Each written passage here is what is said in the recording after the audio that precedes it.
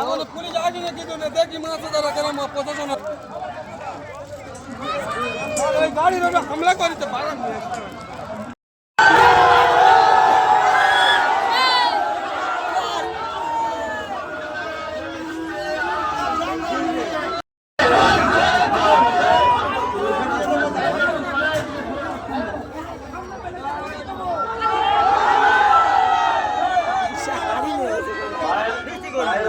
কথা শুনতে হবে। আমরা এতক্ষণ আন্দোলন করেছি সকাল থেকে। কথা বলবেন না, চিল্লামিল্লি করলে কথা শোনা যাবে না।